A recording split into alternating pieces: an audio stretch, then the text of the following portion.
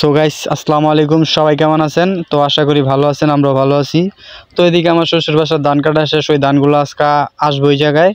তো শ্বশুরে এদিকে নেটটা বিছায় রাখছে যাতে ধান এনে এই জায়গায় রাখতে পারে, তো এই জায়গা থেকে ধান ভাঙাইবো।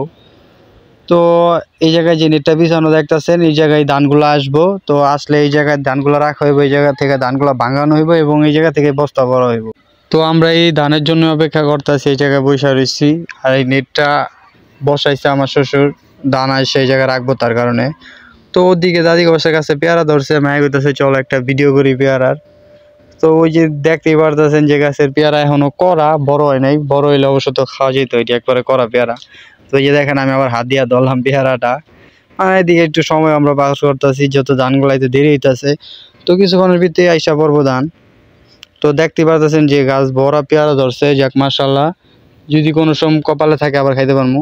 তো এদিকে তাকায় দেখি ধান কিছু আসা শুরু হয়ে গেছে, ধান। তো এই জায়গায় যে দেখতেই পারতেছেন আপনারা যে ধানগুলো আসতেছে। তো এই ধানগুলা কাটা হয়েছে আরো 3 দিন আগে, তো খেতেই শুকানোর জন্য রাইখা দিছিল। তো এই ধানগুলা সকালে আসার কথা ছিল, বাট সকালে আসেনি, এখন বিকালে এখন আসতেছে। তো এই ধানগুলো আরো 3 দিন আগে কাটা হয়েছে, বাট এখন আনা হইতেছে। তার কারণ হইলো যে ধানগুলো যদি তখন নিয়ে আসা পড়তো, তাহলে এই ধানের যে খ্যার, এই খ্যারগুলো আবার শুকাইতে হইতো আলাদা করে। যার কারণে একবারে লেট করে এখন নিয়ে আইছে, যাতে আর শুকানো না লাগে আলাদা করে। এখন একবারে ভাঙ্গাইবো আর খ্যারের পালা দিয়ে রাখবো, এইগুলো আর আলাদাভাবে শুকানো লাগবো না। তো আপনারা দেখতেই পারতেছেন আলহামদুলিল্লাহ অনেক পরিমাণ ধান প্রায় আইসা পড়ছে। আস্তে আস্তে আরও এই জায়গায় অনেক ধান, এই জায়গায় প্রায় 1 বিঘার মতো ধান তারা আজকে এটাও কাটছে। আর বাকি যে আরো 2 বিঘা আছে ওইটা আবার আগামী বুধবারে কাটা হইব। তো কেমন লাগে ভিডিওটা অবশ্যই কমেন্টে জানাবেন, আপনাদের জন্যই ভিডিও করা। আর এইগুলো আমরা ভিডিও বানাই জাস্ট আমরা যাতে পরবর্তী দেখতে পারি যে আমরা দেশে কি মজা করছি, কিভাবে থাকছি, কিভাবে ভিডিও করছি, এবং বাসায় যারা আছে তাদের দেখানোর জন্য। তো চলেন আপনাদের দেখানোর জন্য একটু সামনে যাই, যে সামনে গিয়ে দেখাই যে আপনাদের যে ধানগুলা যে আস্তে আস্তে ধানগুলা এবং কিরকম। তো আপনাদের দেখানোর জন্য আমি সামনে আগে যেতেছি।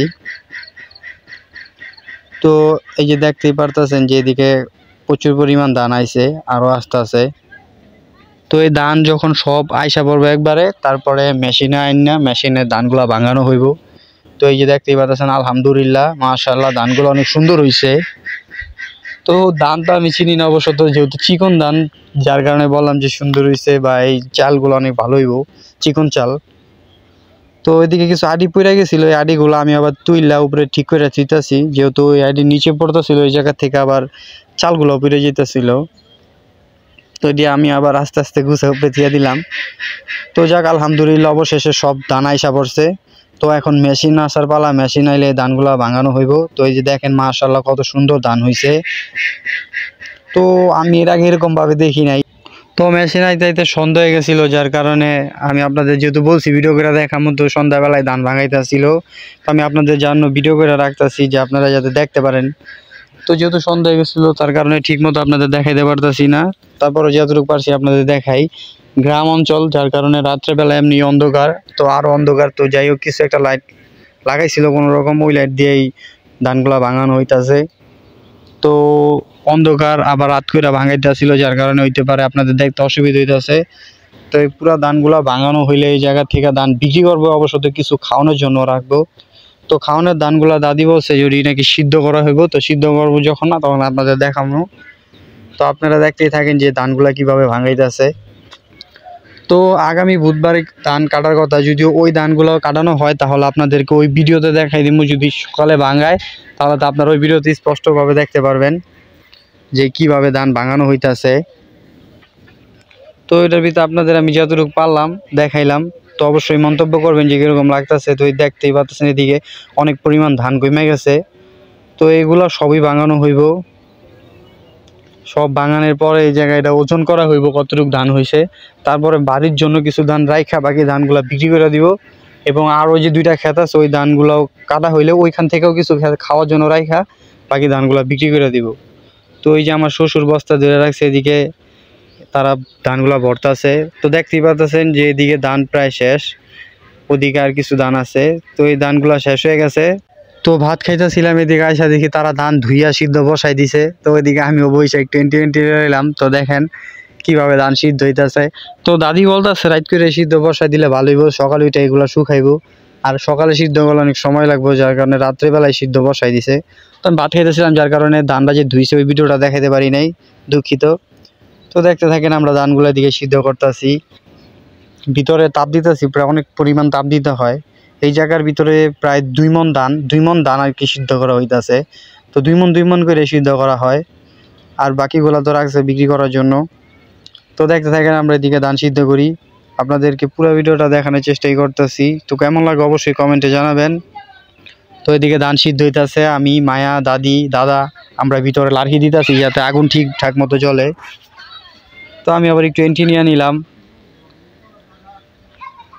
তো আপনারা দেখতেই পারতেছেন ধান সিদ্ধ হইতাছে। তো এদিকে ধান অনেকটা সিদ্ধ করতে হয়, না হলে নাকি চাল পুরাপুরি হয় না। সো গাইস, রাত করে ধান সিদ্ধ করলাম। তো ধান যে সিদ্ধ করছি চলেন আপনাদের দেখাই দেখি। তো সবাই পাশেই থাকুন। তো ধানগুলো সিদ্ধ হয়ে গেছে, আমি একটু গড়াইসা একটা ক্লিপ নিলাম ভিডিওর, তারপরে ফোনটা আবার নিয়ে আপনাদেরকে ধান দেখানোর জন্য যাইতাছি। তো এই যে দেখেন এই ধানগুলো আমি এই জায়গায় মিল্লা রাখছি। তো এই ধানগুলো আর একটু ঠান্ডা হইলে পুরোটা মিল্লা দেওয়া হইব।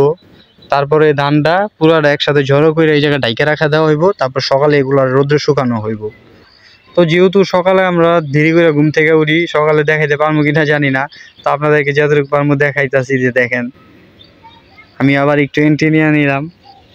তো ওইদিকে ধানগুলা সব একলগে রাখা, আপনারা দেখতেই পারতেছেন প্রত্যেকটা ধান আমরা এদিকে সিদ্ধ করে রাখছি। তো আমরা ঘুমাই গেছিলাম, ঘুমে দুইটা সকালে দাদি আবার ওদিকে ধান মিল্লা রাখছিল সিদ্ধ করা ধানগুলো, আর এই জায়গায় আমরা ধানগুলো ভাঙাইছিলাম। তো দেখেন এই যে এই জায়গায় খেরের পালা দেওয়া হইতাছে, তো এই জায়গার ভিতরে আপাতত একটু নিচে করে রাখছে, যেহেতু আরো 2টা ক্ষেত আছে, ওই ক্ষেতের খেরগুলা এগুলার উপরে দেওয়া হইব। তো যার কারণে একটু নিচে করে রাখছে। তো ওইটি হলো খেরের পালা। এই জায়গায় ওই আপনার এই ধানটা ভাঙাইছিল। তো এই যে দেখেন। তো ভিডিওটা কেমন লাগছে অবশ্যই কমেন্ট করে জানাবেন। তো আজকের মধ্যে এই পর্যন্তই, সবাই ভালো থাকবেন, সুস্থ থাকবেন, আল্লাহ হাফেজ।